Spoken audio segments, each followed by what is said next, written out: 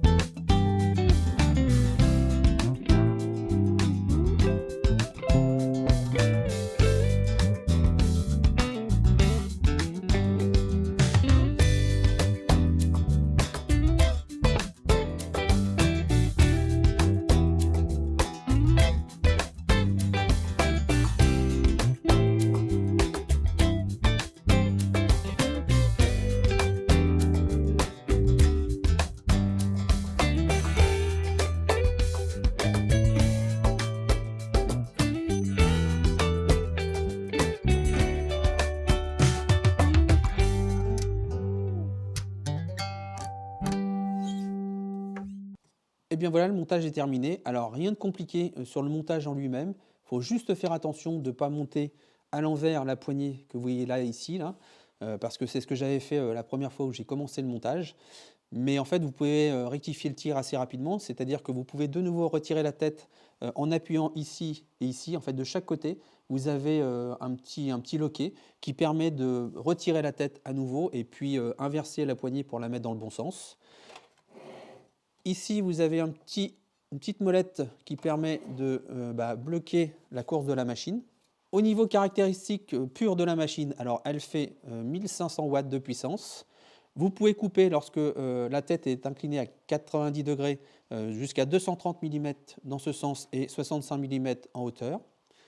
Vous pouvez incliner la tête pour faire des coupes de biseau jusqu'à 45 degrés comme ceci. Et vous pouvez aussi incliner la table dans les deux sens. Alors, dans ce sens ou dans ce sens, vous pouvez aller jusqu'à 50 degrés maximum. Lorsque vous êtes à 45 degrés, au niveau coupe d'onglet, la capacité de la machine se réduit un peu. Alors vous pouvez toujours couper 65 mm de haut, mais plus que 150 en longueur. Et lorsque vous inclinez la tête pour faire les coupes de biseau plus les coupes d'onglet, là cette fois-ci la capacité de la machine tombe à 38 mm de hauteur sur toujours 150 mm de longueur. Alors vous avez aussi un petit laser que vous voyez là, qui permet justement de se guider par rapport à la coupe que l'on veut réaliser. Donc un petit laser qui s'allume avec un bouton sur le dessus. Au niveau blocage des pièces, vous avez un blocage ici et un blocage devant. Alors pour moi, ce blocage-là n'est pas trop utile, mais ça reste que mon avis. Celui-ci, à mon avis, suffit amplement pour pouvoir immobiliser correctement les pièces. Je pense que je n'ai rien oublié au niveau caractéristiques. Maintenant, je vais passer à l'installation et à l'intégration de cette machine sur le plan de travail où il y a mon autre scie radiale. Parce qu'en fait, comme je vais avoir des barres relativement longues à découper, je pense que l'utilisation de cette scie radiale sur mon meuble va me faciliter grandement la vie. Donc dans la suite de la vidéo, c'est l'installation de cette machine et puis on se retrouvera après pour faire les premiers tests et voir les capacités réelles de cette machine, surtout sur du métal parce que c'est vraiment pour cette raison que j'ai acheté cet équipement.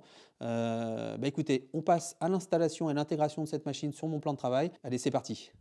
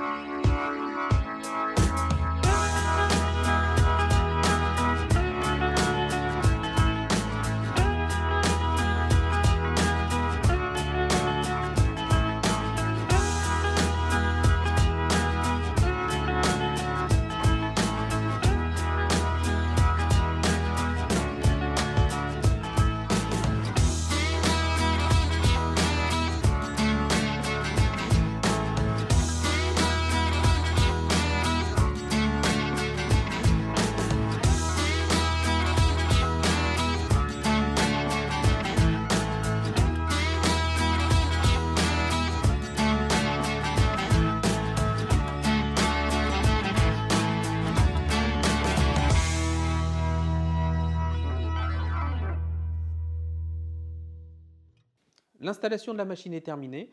Je vais passer donc à la phase de test. Alors comme vous avez pu le voir dans la vidéo, j'ai déjà découpé de l'aluminium. Alors ça coupe vraiment très très bien l'aluminium. Ça fait des coupes propres, nettes. Mais je vais surtout tester de l'acier parce que c'est pour cette raison que j'ai acheté cette machine. C'est du 40 par 40 mm par 1,5 mm d'épaisseur. Je vais faire une coupe droite, peut-être une coupe d'onglet pour voir l'éclairage. Et je vais aussi tester sur une matière un peu plus épaisse. Alors c'est de la cornière de 3 mm d'épaisseur. Donc on va voir aussi ce que ça peut donner. Et puis je vous referai un petit test sur de l'aluminium pour que vous puissiez voir en fait l'état de propreté de la coupe.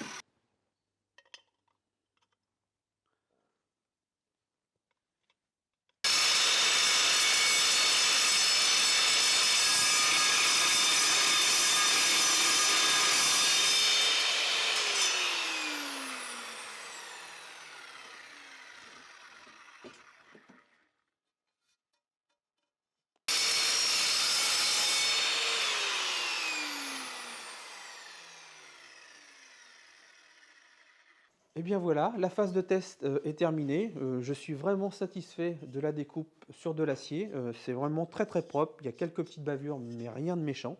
Vous avez vu aussi très peu de dégagement d'étincelles, ça c'est appréciable, surtout dans un atelier bois.